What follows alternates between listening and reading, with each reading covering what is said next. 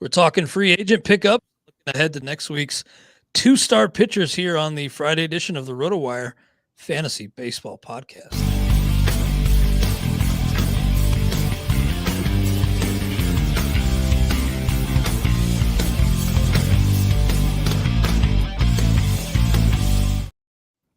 Welcome to the RotoWire Fantasy Baseball Podcast. Clay Link here with FSWA Hall of Famer Todd Zola. Todd, busy week for you, man. I saw you were on, two other podcasts this week, a couple XM shows, so a busy week for you. Yeah, plus this is the first full week of Todd's takes. So, it's been great. Yeah, I filled your game notes. Yeah, and plus game notes, plus a little just kind of general observations. But, yeah, Jeff's away. He's back now, so the powers that be asked that I fill in for Tuesday talking to Fred Zinke, and Fred and I go way back. We worked together at fantasybaseball.com in the knots. That's what they're called, right? The 2000s? The aughts. Well, for me, it felt more like the knots, but not with Fred, just in all right, anyway. Then yesterday, Thursday, and these are both still available, the Industry Guest podcast. So who else am I going to invite than my buddy Brian Walton? Brian needs a little more exposure. He may not say so, but deserves a little more exposure. Let's put it that way. Mm-hmm. So I was real thrilled. I'm really happy that he said he could make it too. So that was cool. Yeah, go back, check out that with Brian Walton and Todd's Tuesday pod with Fred Zinke. Good to have Jeff back in the mix. Hope he had a great vacation, but that'll be fun. I love your shirt, by the way, Todd. I know not everybody can see it because they're listening to it, but if you're with us on YouTube, you got the First Pitch Arizona tee on. There's a reason, right? They announced. Did you see it? They announced the schedule. I thought that may be why you were. Yeah, I got a little pumped. Yeah. We knew that new additions this year too. Yeah, I'm psyched. It's going to be the first weekend in November, which is coincidental with the Fall Stars game. But Friday, there's going to be a home run derby. I'm pumped for that. Yeah, I can't imagine Sporer setting up some kind of side bet thing in the stands. Can you?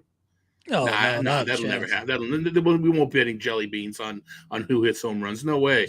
This is the same group that literally has a fantasy contest on the Fall Stars game, at drafting players before the game. I'm curious to see if Stars. Right. I'm curious to see if there's going to be games on Friday afternoon and then the home run at night, because, it sounds cool, but I don't want to miss regular games on Friday. So we'll see. But, yeah, just in general, too, there's going to be a triple header at Chase Field. We're not going to be around for that, but yeah, I think that's cool.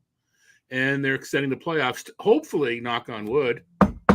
This avails more opportunities for MLB Network to showcase, to broadcast some of these things, which I think would be great.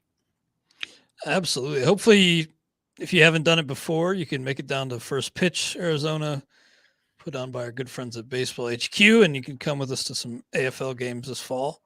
That'll creep up on us in a hurry. It seems like a long ways away now, but a couple months. I'm looking at flights. I usually stay a little before, a little after, so I'm waiting for the schedule to come out.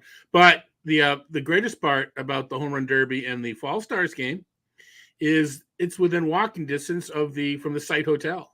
We're staying at the same place that we were at last year, and that's within walking distance of Sloan Park. So don't renting a car, getting rides. I waddle on over. If I can waddle on over, anybody can, and that's just great. Well, I'll waddle on over with you. So there we go. I'm looking forward to that. That's the just Penguins. A few months away now. It'll be here before you know it. So yeah, if you want to come join us at First Pitch, maybe start poking around and thinking about possibilities. I'm a huge home run derby guy, as most baseball fans are, and I've told this story a couple times. But I saw a home run derby here in Madison. The Madison Mallards, probably 5 years ago. Jose Canseco was bested in this home run derby by Pete Alonso here in Madison. It was crazy. And actually, I think I got a retweet from Canseco afterwards. Just a weird day, but yeah, I didn't know who Pete Alonso was. He was just some kid out of North Carolina at the time, playing some summer ball here. And Madison Mallards is not affiliated but the summer league team. But real quick, before we get into 2-star pitchers, just some free agent pickups from the staff league from last night. Kendall Graveman, as you might expect, was the top pitcher picked up, $12. So a little window for him to close. And who's to say that Liam Hendriks comes back on time in 3 weeks and is the same old Liam Hendriks? Who's to say he comes back in 3 weeks? Yeah. I think that was kind of what they were hoping anyway. Well, it's the forearm strain. And sometimes a forearm strain is a forearm strain, right? Yeah, sometimes that's not typically a 3-week injury, right? Yeah, and sometimes a forearm strain is code for Tommy John. So, I mean, I'm not telling anybody people don't know, but yeah. So that's the thing right now. It's a couple. Only we usually find out within a week. The next note on our site will be, it was discovered in needs surgery. Hopefully not, but. And if you have Hendriks, you're not out of the woods as far as 3 weeks on edge of our seats sort of thing, and we don't need to rehash now. The strategy. I don't. Should you draft a guy early, a closer, blah blah blah. Plenty of time for that, and I don't think that what happened with Hendriks is much of a reason to or not to. I think injury is a risk throughout the draft. They just kind of wash itself out. But yeah, it's Graveman. You got to be number one. Aaron Bummer, isn't he still on the IL? Yeah, I believe so. I believe Bummer is still. And yeah, this bullpen is now, which was a strength, even after trading Kimbrel, which is kind of a foregone conclusion, is now it's sort of depleted. Garrett Crochet, we don't talk about it much anymore because it was early in the season, but he's gone. Kyle Crick, who has actually helped out a little bit. Lengthening it is gone. Do you trust Joe Kelly? Do you trust Ronaldo Lopez? So this bullpen, when Graveman moves into the closer spot, the bridge to get to Graveman has significantly shortened. Yeah, well put, man. And his teammate Jake Berger also picked up. He was the second highest priced acquisition. He's turned it on. He's dealing with a little bit of an injury right now, but they expect him back tonight. I haven't seen the lineup, but let's take a look here. Do we have the White Sox? No. Hopefully it's not a whopper of an injury. Oh man. Well, hey, that's actually for a burger pun. That ain't bad. Sir Anthony Dominguez was picked up 6. Do you have a choice between him and Brad Hand in that Phillies bullpen to replace Knebel? See, no, you know what? Yeah, I don't think it's an exclusive shot for Dominguez. I think there'll be some matchups, but I think Dominguez is certainly the guy. And again, it's kind of not the same with Hendriks, but it's a similar. Who knows when Knebel comes back? New manager wasn't all that effective. I don't mind Dominguez. It's how much do I spend? Because I'm more of a what have you done for me lately this year as opposed to he closes the season. I'm not sure that Dominguez is the guy the rest of the year, but if you've been kind of holding on for that one shot of a not just nickel and diming, that one shot to get lucky and get a guy to close for the next 100 games, I don't know that I would take the shot on Dominguez, but I wouldn't call you out for doing it either. Yeah, they are saying it's going to be a committee, and of course we know Brad Hand has a ton of experience, so not all of it good though. True, especially lately, but yeah. A lot of experience closing games, a lot of career saves to his ledger, so maybe it's Hand, or maybe Dominguez struggles a little bit, then they kind of turn over to Hand, but well, we should. I know we have Dominguez number 1 on our depth chart. Yeah, I have to check the inning. The game was, and the game will probably. Well, you know what? We may be blah, blah, blah, easy for me to say. Been talking a lot this week. We may be able to announce who's closing, gets the first shot during the doubleheader today because the Phillies have a 3-run lead, and we may get to the 9th inning by the time we're analyzing the Washington Nationals 2-start pitchers. Yeah, definitely a good thing to keep in mind. We may have see who gets the first shot. It's a night game tonight, so if it may be Dominguez one and Hand the other, but whoever gets the first one, I think is telltale.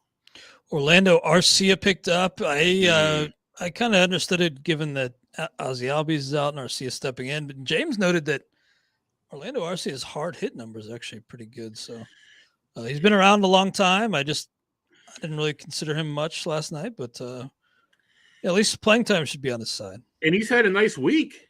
Yeah. I know that you guys don't get the numbers clearly, but he's had a nice couple of days since Albies went out. So I think that's I think his price went up a bit. I don't know what he went. What did he go for? 5 out of 100. I bet that was a $1 or $2 bid before he had a nice little week here. Yeah, probably.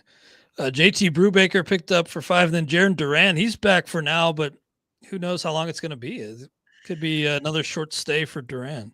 Yeah, I thought it was going to be a short stay. And then was it Christian Arroyo that's gone on the COVID-19 list?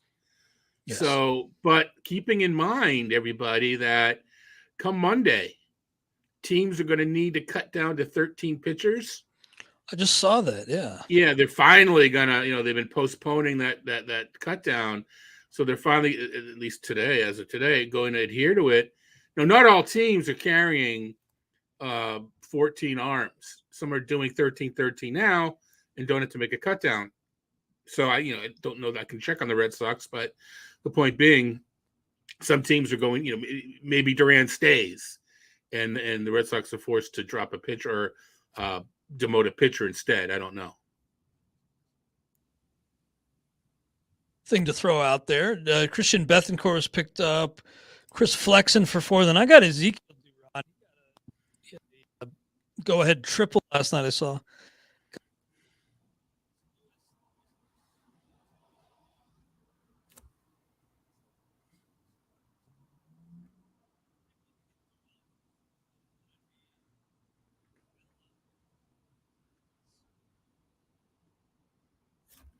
Good to be honest, Clay, I've lost you. I can see your lips move. I can't hear you.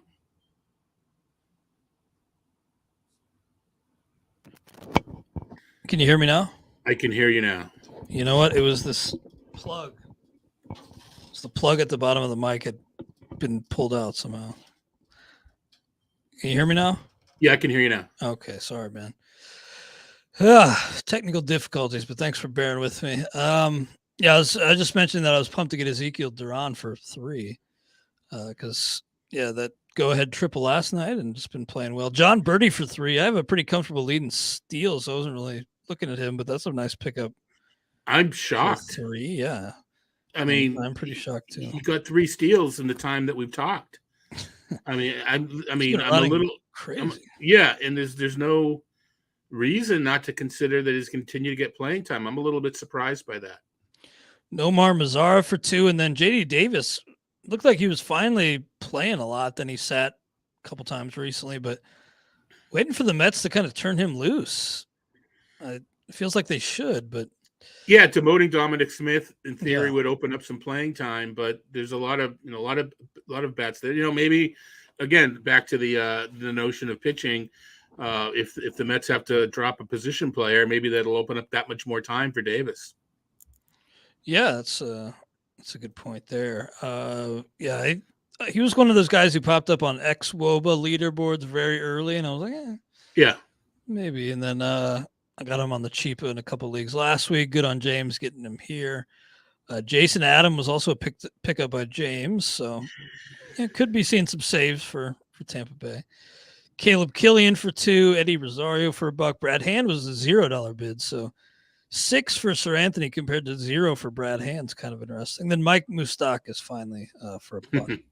Anybody else on your mind this week, either for Fab or just any other thoughts you might have? I've now mentioned it twice. I didn't think of it in time, but maybe I can do it and not have to necessarily do it in the Z files. But I think it could be cool to try to figure out what batters may benefit when their team has to drop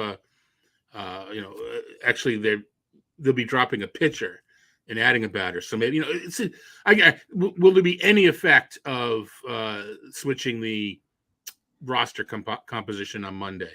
So good news. The Nationals just brought it to a 2-run lead. So we're back to a save situation again.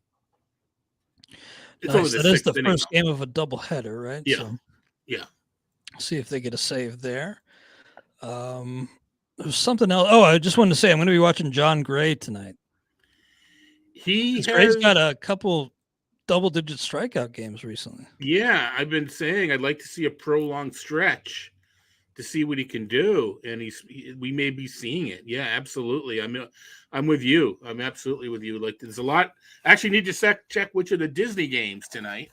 I took me half an hour to sign up to be able to watch the Disney games, but I went through the process primarily to hear Katie Nolan, just to see what it was all about. And was that on Apple or was that Disney? Oh, I'm sorry. It is Apple. I'm thinking okay. Disney. It is Apple. I'm sorry. There are a bunch of streaming services. Oh yeah, yeah. Oh man, yeah. I was gonna say, am I gonna have to sign up for Disney Plus? No. It's Apple. No, that was my Apple bad. TV Plus. That was my bad. No, you're so good. I only saw an inning, and she didn't say much. Apparently, she got said more later in the game. So I got to give Ms. Nolan another chance. I've been a fan for a long time.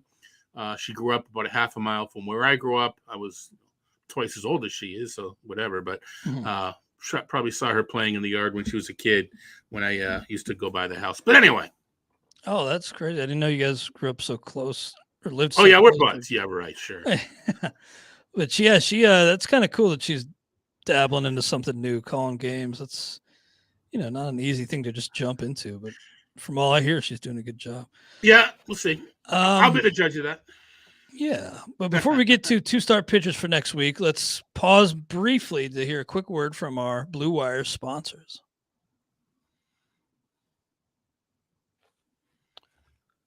All right, we are back on the RotoWire Fantasy Baseball podcast. Clay Link here with Todd Zola, and we will get into grading next week's two-start pitchers, 0 to 5 scale. And the first guy is a pretty tricky one because Zach Davies has pitched really, really well lately. Surprisingly, he goes at San Diego, which doesn't really scare you much, but the Padres somehow right on par with the Dodgers to this point. At San Diego, then versus Detroit. It feels like it could be kind of a trap, but man, he's been pitching just fine. So I get that if you're uncomfortable with it, you may want to skew lower, but I'm going to give him a 3.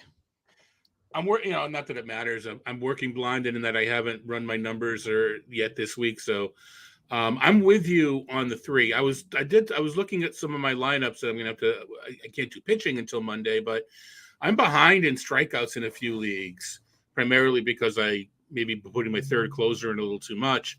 And, even though Davies doesn't get a lot of whiffs, with the 2 starts, he's someone that I might have to put in if I need to try to catch up in that area. Not, again, not Davies getting the strikeouts, but I might need to be more aggressive with 2 start guys. But the fact that he's getting 2, I mean, you probably expect, exactly, yeah. High single digits over 2 starts. And Max Fried's going to be a 5. Then Spencer Strider really seemed to come into his own as a starting pitcher. Yeah. He's gone 5 2/3 each of his last 2 outings. He's got a total of 19 Ks. Yeah, in those check 2 that starts. out. Pretty amazing. Yeah. All right, Fried's easy 5. You don't love either matchup. They're at home, which is okay, but again, it's a hitter's park. I think I got to go at least 3 just because of the strikeouts. I don't know if he's earned a 4 or 5 yet, but I think I'm going to go 3. Yeah, I like him as an arm quite a bit more than Davies, but I think given the matchups, I'm going to keep him as a 3-2, same grade as Davies. Tyler Wells versus Washington at the White Sox. Home against Washington isn't the worst, but man, he's got 4 wins. I guess I got to start paying him some mind. Only 36 Ks in 59 2/3 innings, though. He has gone 6 in back-to-back, so back-to-back quality starts, 3 quality starts in his last 4 turns.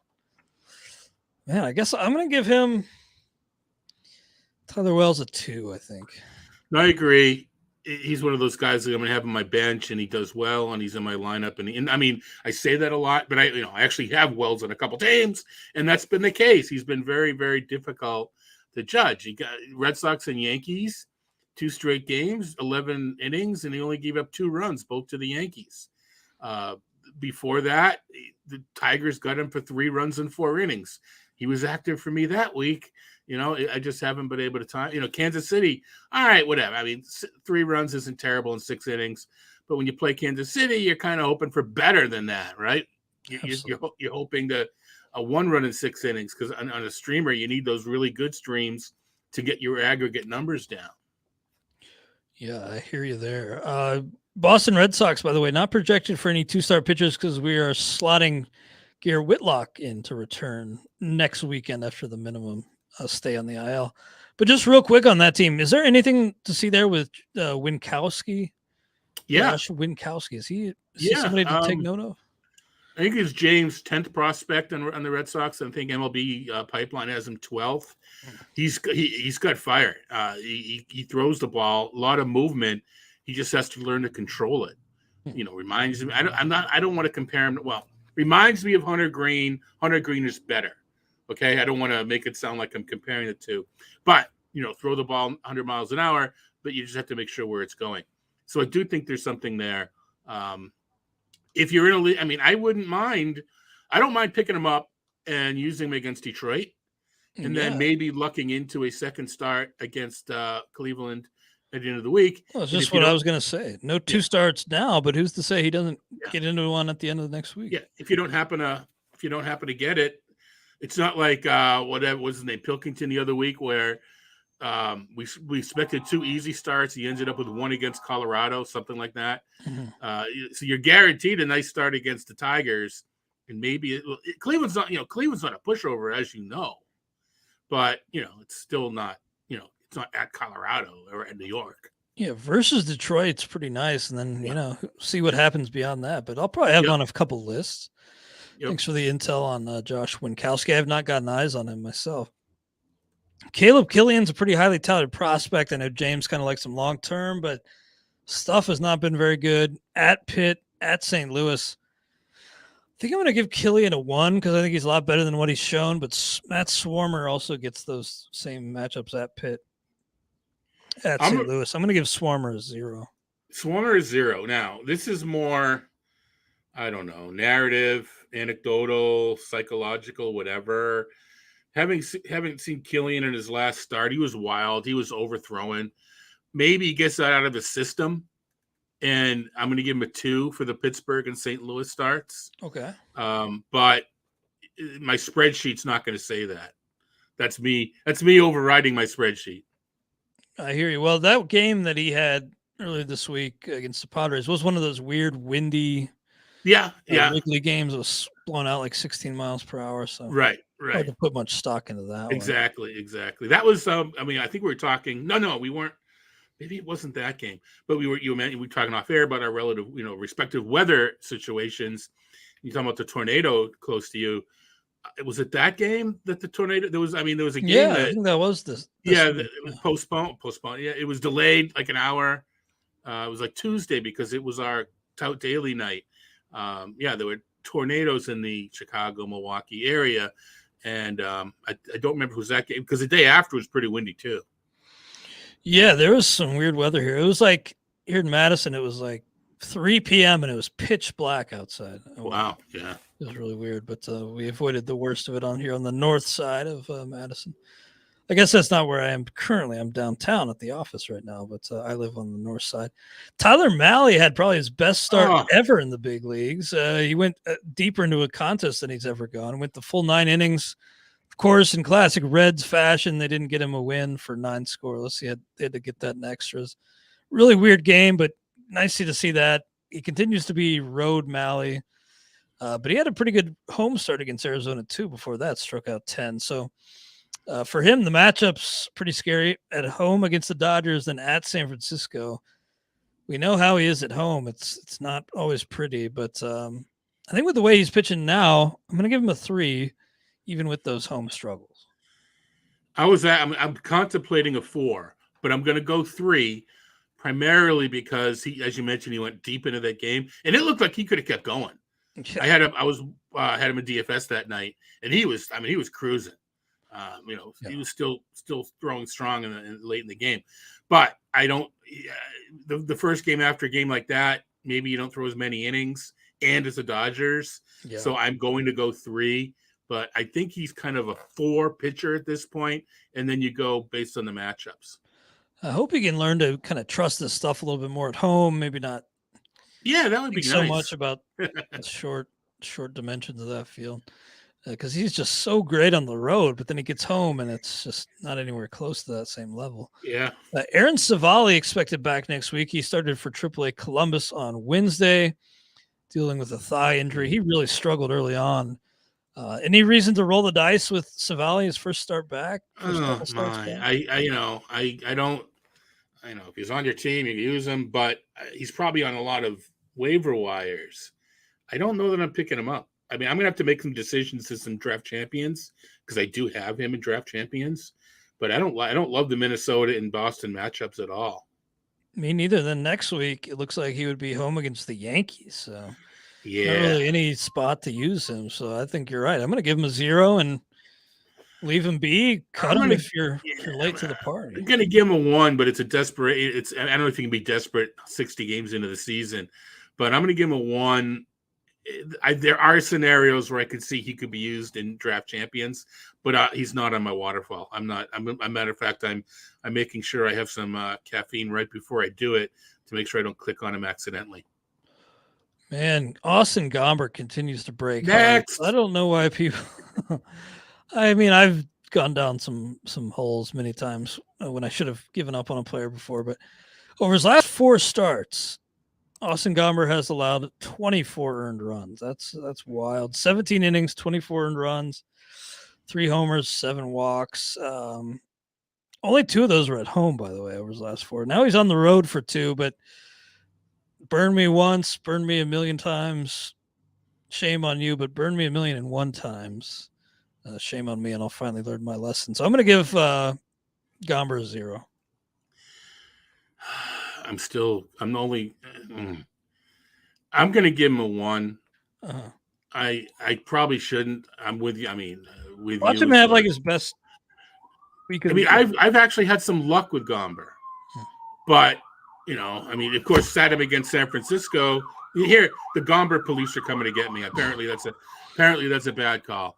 But I'm gonna. Oh shoot! Yeah, that is kind of ominous that those warnings sirens went off when you started talking about. Yeah, well, it's a pretty good chance that between the firehouse across the street, the police station 2 blocks down, and a hospital about a half mile away.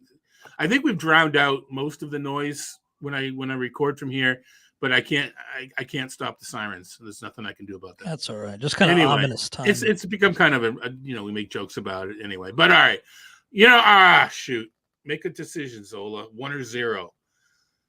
I'm gonna say 1. I'm gonna regret it, but I'm gonna say 1. Yeah, I hear you, man. I got you 1, but I'm gonna stick 0. And now I have to find a place I have him, and I have to use him just because it's easy for me to say. I'm gonna have to try to I may have to try to bid him somewhere just to be able to use him and put my money where my mouth is. Well, that's I respect that, but I may advise going the other way on that. I don't like money. That's the thing. One of the best things ever told to me by a guy was at a bachelor party right outside it was like Sluggers in Wrigley Field, and it wasn't my turn to buy a round, but I bought a round because I was thirsty.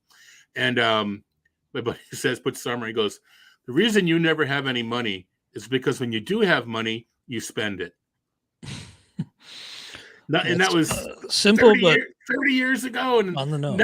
Nothing has rang more true with me. But anyway. Well, Lance Lynn's back, but not such a good outing earlier this week at Detroit too. It seemed like a nice little landing for him, but he gave up 10 hits in just 4 1/3 innings. 3 earned runs, a homer. Did have 0 walks compared to 4 Ks, so that's you like to see that, but not quite there yet. Versus Toronto, versus Baltimore. I think you've been holding on to him. You turn him loose, but he's not any higher than a 3 for me. Yeah, did you see he had a little beef with the third base coach on positioning, over positioning? Oh yeah, there was a little in the dugout. Yeah, a little scuffle as you. Yeah, there we go. He didn't agree with one of the positions, got burned on the shift, and etc. He gave up 7 of those 10 hits like the first 2 innings. I don't love the Toronto matchup, which is why I'm going to stay with a 3. But I'm not giving up on Lynn because of that poor outing. He got babbipped, if you will, and a little frustrated. I wish it wasn't Toronto, but I'm gonna be with you on a 3. I hear you there. So Lynn a 3. Then I'm gonna give Cease a 4. He's pretty inconsistent, but yeah, no, a 4 I've got you too. I mean, he's 5 talent, but again, it's Toronto, and yeah, I can't go 5 just yet. Yeah, no, Alex Faedo and Bo Brisky have had some moments lately. It's at Boston though, and then at Arizona. At Arizona's nice, but that at Boston's hard for me to get over. So Faedo and Brisky, I just can't even see it. They're better than zeros as pitchers, but I think I'm going to give them zeros, just given the context. Faedo, whatever day it was this week, I forget, maybe Wednesday, had a nice matchup. Yeah, it had to be Wednesday if he's starting on Monday. Wrote him up on my ESPN piece as streamer of the day, and in the first inning, gave up a home run to Yoan Moncada, hitting like 150 at the time. Mm-hmm. So that turned south pretty quickly. Yeah, again, if it wasn't Boston, we'd have a different story here. I think he's like a 3 pitcher based on matchups. You know what? I'm going to go 1 for Faedo just because I think he is. No, I'm not. I'm going to go 0. I'm going to go 0 for both. Okay. I've already talked it through. I've already put out. I can't pick them both up. If I'm picking Gomber up for business, I can't pick Faedo up too. I dropped Brisky in the 18-team staff keeper league. Kind of regret that, just given how deep that league is. But oh well, that's where I was on Brisky like a week ago. So I'm not going to change my mind too much after one good start. Jose Urquidy's not been great, but he's a lot better than a 4.99 ERA. Matchups aren't great though. Home against the Mets, then at the Yankees. He hasn't been great, so I'm going to give him a 3. But I'm still expecting, kind of 4-ish level performance the rest of the way. Yeah, I'm gonna say it too, but my numbers may come out to be a 3 when I run them. You say 2 for I'm gonna say a 2. Okay. Going on record as a 2. Brady Singer, I was hoping was going to get 2 this week. How did he got squeezed out of a second one this week, huh? Well, that's frustrating. I'm just thinking about now my tout head-to-head league. I'm in a slugfest with the defending champion Frank Stampfel. But now that I think about it, I can't even bench Singer because I picked him up last week. Anyway, he now lines up for 2 next week at the Angels versus Oakland. He's been one of the few bright spots on that pitching staff. Along with Jonathan Heasley, it's been pretty good lately. But Singer, with those matchups, I love picking on Oakland, and the Angels aren't so scary anymore either. So I'm going to give Singer a 3. I am too. I agree. Yeah. Okay. I kind of bummed that he missed that second one this week. Well, what can you do? No 2-star pitchers for the Angels. They are keeping Reed Detmers in that rotation, so still sticking 6-man. And Tony Gonsolin's earned his way into that 5 realm. One of the best pitchers in the National League so far, and really has helped carry the slack for that Dodgers rotation. At Cincinnati, at Atlanta, kind of tough venues, but he's reached 5 for me. I'm going to go 4, and this could be the week. He has been very fortunate with the home run. And this could be the week that American could hurt. Yeah, well, Atlanta too. This could be the week he gets his comeuppance. So Atlanta just 14 straight wins. Just crazy. They can do no wrong. It's silly, but I am concerned about Gonsolin that this could be the week that the home runs catch up. That's probably a wise word of warning, but yes, since they've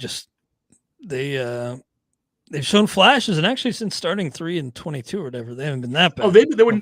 It's been a few days, so it's changed. But they were 19-17 immediately after that start. I don't what they've done the past couple of days. I don't know. I don't recall. The Reds no longer in dead last in that division. They are still in last, but not alone down there in the cellar. Right. Cubs now have the same record as the Reds, amazingly. For the Marlins, Trevor Rogers and Daniel Castano, I believe. It is Daniel Castano. Trevor Rogers has been super frustrating.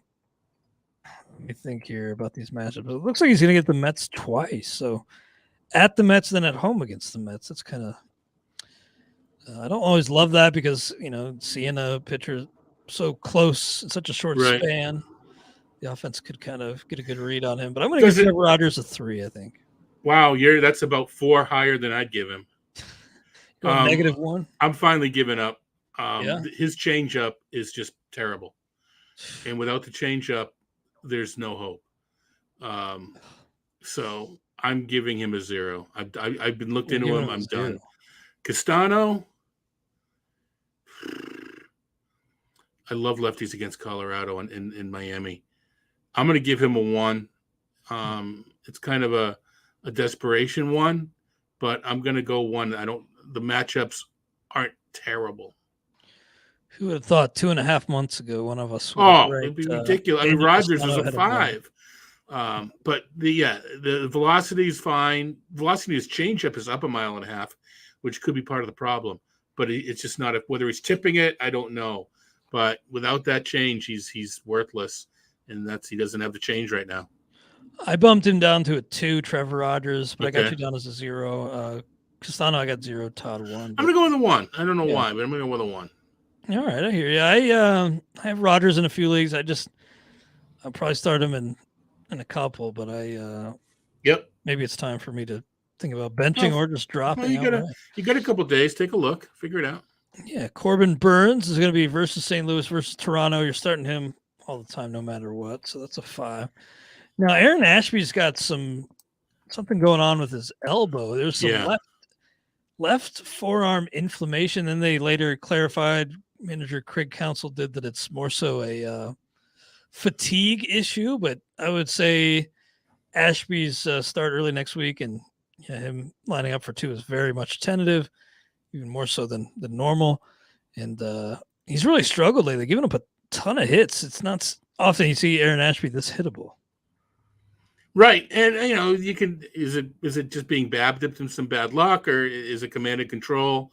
It's probably a little bit of both. He's probably, and sometimes it mushrooms in that you give a couple of unlucky hits and now you're going from the stretch and you're not as effective from the stretch. So you're more vulnerable. Again, with the big caveat about, is he even going to go? He's a 2, but that's based on talent. He hasn't done all that well lately. Yeah, I had him as a 1 just because he has been so hittable lately. And you know what? Toronto. Yeah, I'm gonna go back. I'm gonna go down to a 1 because I don't like either of those matchups. Okay, I got you down as a 1 and 2. And then Joe Ryan's back versus Cleveland versus Colorado. So you get Colorado in Minnesota, you get Cleveland in Minnesota. That's pretty nice. Is Joe Ryan back to 4? I think he's a 4 for me. I need to check the logs and how far he's been going into games. He went rehab. 4 2/3 in his return. Of course, so that's kind of on that cusp, right? Yeah. Whenever you go 4 2/3 on a rehab, that tells you that he had a pitch count, right? Well, that was actually in the majors on June 14th. Okay. And so he 4 2/3 on the 14th against Seattle. By saying he's back, okay. I thought you. No, I get what you're saying. You probably thought I was saying he's back. He didn't ferret 2 homers, so he was taken out because he stunk. I'm going to go 3. To me, he hasn't quite proven that he's in that 4 range. Even when he was healthy, wasn't fanning a batter an inning. Was pretty lucky with 34 hits and 48 innings pitched. So I'm going to go 3.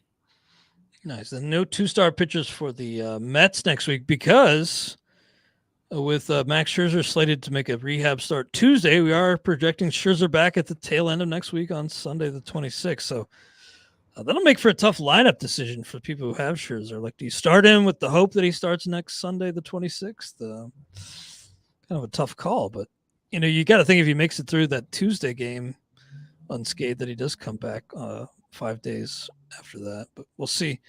Nestor, Cortez, and Luis Severino, both 5s. Would you debate that at all? No. Was there something with Severino and an injury? Or am I confusing it with somebody else?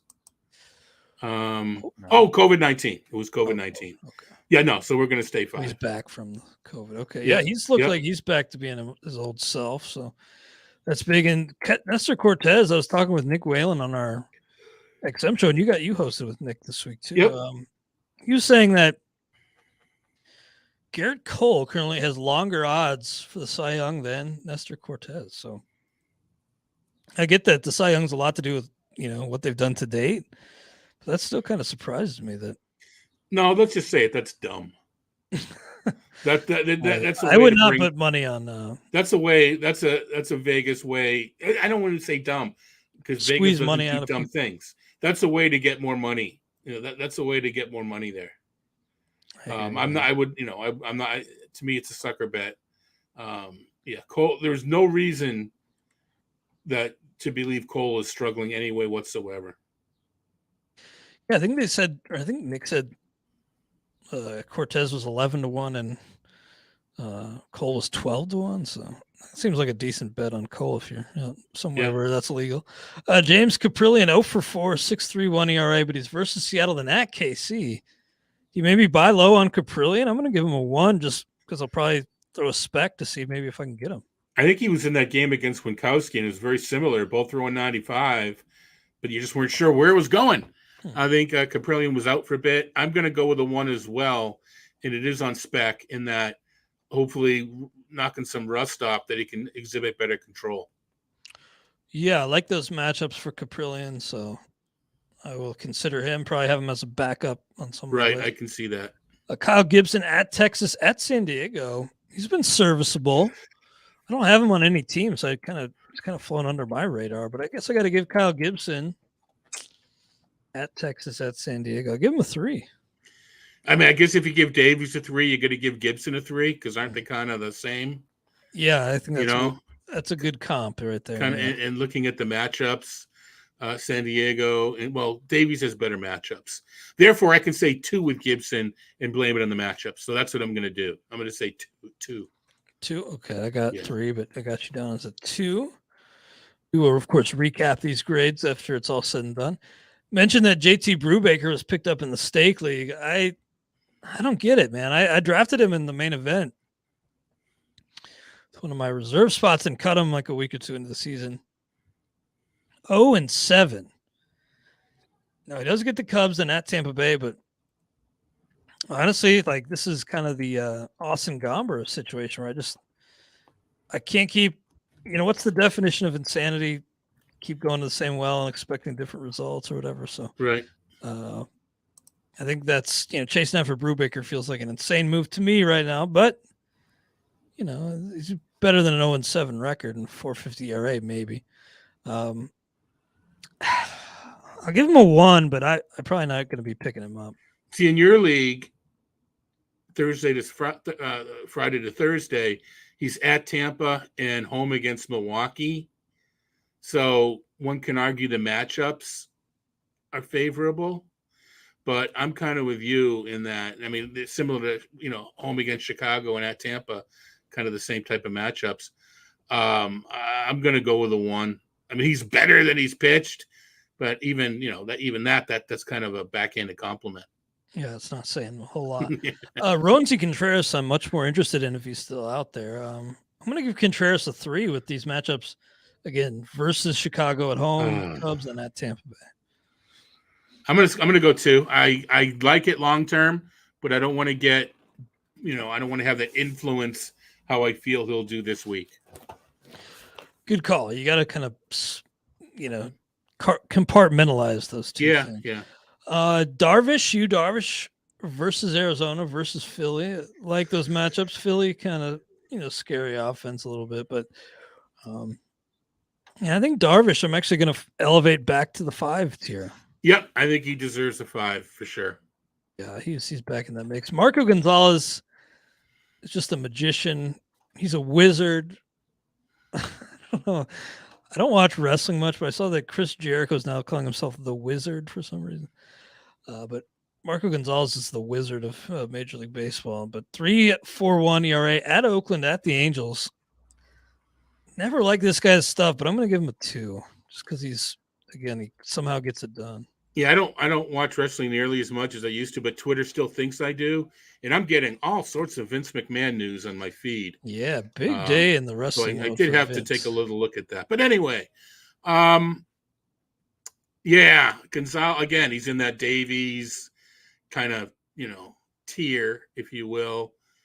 I'm going to go these matchups, Oakland and LA.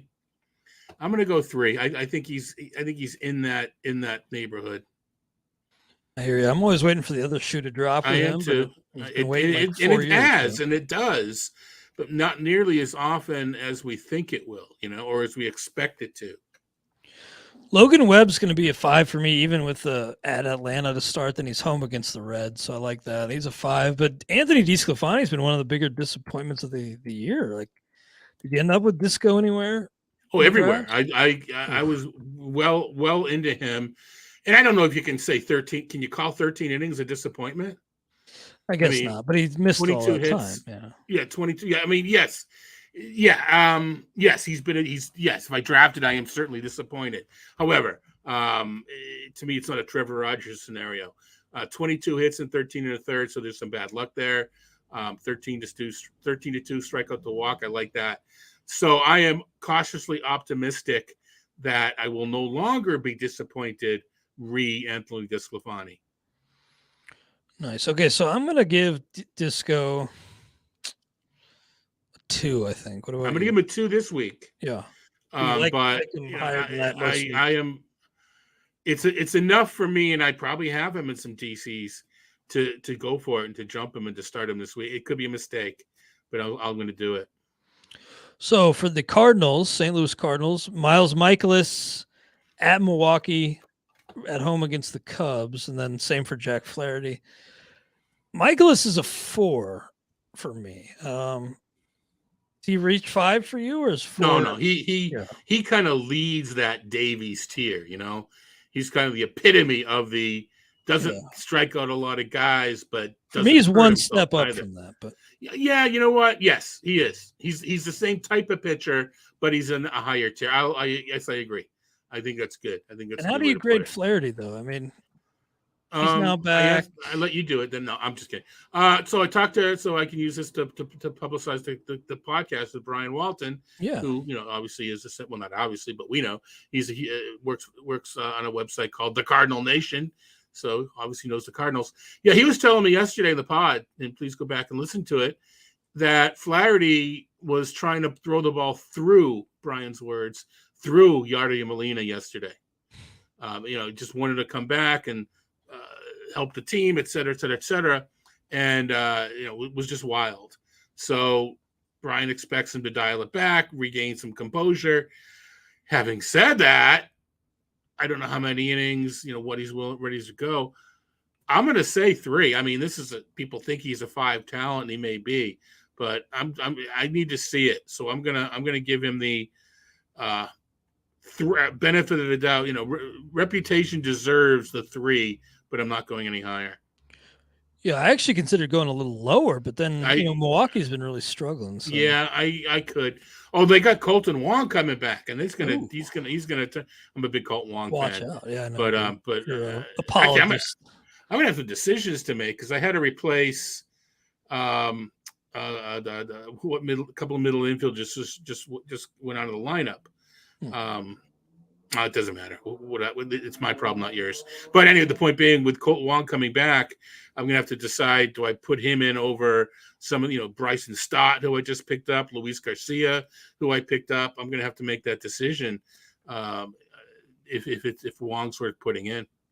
Yeah, the lineup decisions right now are kind of tough because we have all this new evidence from this year, but do you want to give up on guys you drafted? It's tough. And one guy who, by the way, just while we're on the topic of the Cardinals, Yadier Molina, not any sort of new injury, but just his knees seem to be shot, so he'll be out for a while. I wonder if that maybe actually makes the Cardinals a little better, like Andrew Kisner taking on more work, and Yadi just doesn't seem to be helping that team. It hasn't been for most of the season. Well, it's his final year. We know that. And Brian, I wish I remember the name, gave us the name of a catcher, that a 22-year-old kid. Yeah, James mentioned him today too on the show. Yeah, that his name. But... we can check it out. That very well might be coming up by the end of the season. So it's just someone to keep in mind. Yeah, let me look at the we can't leave him. I was looking to look. I'm actually looking for the second baseman that I lost. So you can. I think it's Ivan Herrera. Yeah, that's it. That's exactly. James has him 7th in the system. That's exactly who it is. 193 overall. So yeah, maybe they give Ivan Herrera a look, but Andrew Kisner in the meantime, for the most part. Shane McClanahan's a 5, looking like the Cy Young favorite in the American League right now. Yep. No, it was Segura that I had to replace. Segura, I have a lot of replacements since I had Segura. So now it's just when Juan comes back, am I going to have to put someone in? Albies just went out, so people have been picking up second baseman. But no, absolutely, McClanahan is a 5. No 2-star pitchers for Texas, but then Jose Barrios at the White Sox at Milwaukee. He's a lot better than a 4.65 ERA, so I'm going to give Jose Barrios a 4, I think. Yeah, he's kind of recovered from his early season woes. It's weird that, 7 innings, 3 runs against Baltimore, we were actually disappointed in Barrios. That should be a good start, especially how he was doing. But I saw some people that it's Baltimore. I wanted better. I'll take 7 innings and 3 runs against a college team. That's pretty good. Don't get greedy in this game. You can't get greedy. You gotta. If you guys shows improvement, you just got to be happy with it. Yeah.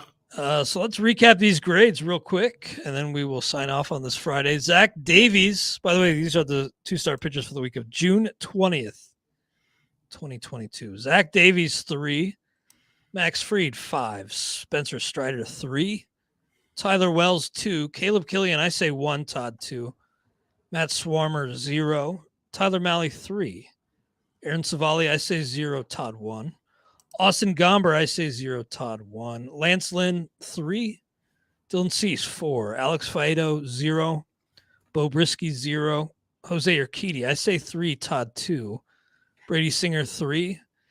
Tony Gonsolin, I say 5. Todd, 4. Trevor Rogers, I say 2. Todd, 0. Daniel Castano, I say 0. Todd, 1. Corbin Burns, 5. Aaron Ashby, 1. Very much tentative on Ashby. Joe Ryan, I say 4. Todd, 3. Nestor Cortez, 5.